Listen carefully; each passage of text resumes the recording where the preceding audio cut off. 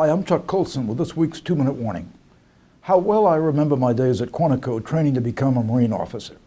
The marches, the physical training, learning to strip and reassemble the M1 Garand rifle, being yelled at by drill instructors.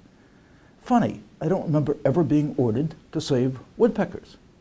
But on military bases across the country, that's what's happening today. The New York Times recently featured a story about Eglin Air Force Base in Florida and Fort Stewart in Georgia. We read about how the military is protecting red cockaded woodpecker and the endangered Okaloosa darter. That's a fish, by the way. Now, the military, of course, has reasons for doing this. As the Times reports, the military bases are homes to more endangered species per acre than any other federal agency. In order for the military to avoid untold expense and trouble with other federal agencies, it's got to ensure that its weapons testing and training exercises don't further endanger these species.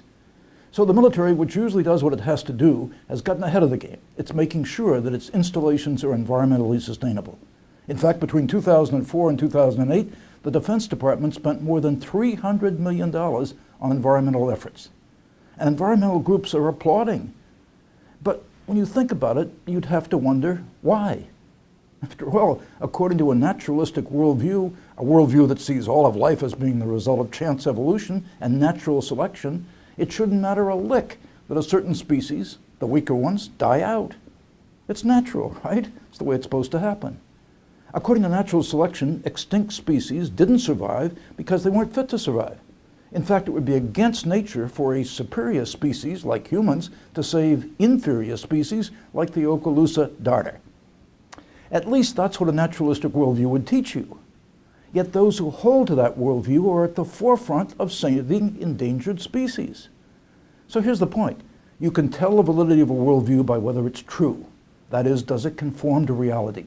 Is it a system of life and thought that enables you to live rationally in the world?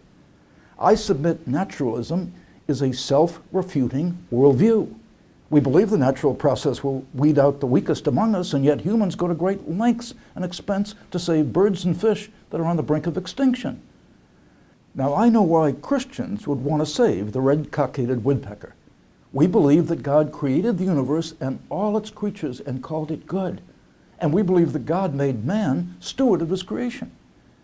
Maybe that, you see, is what's truly natural. That is, for humans to care about God's creation.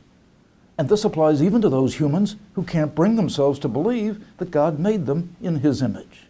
I'm Chuck Colson. That's this week's 2-minute warning.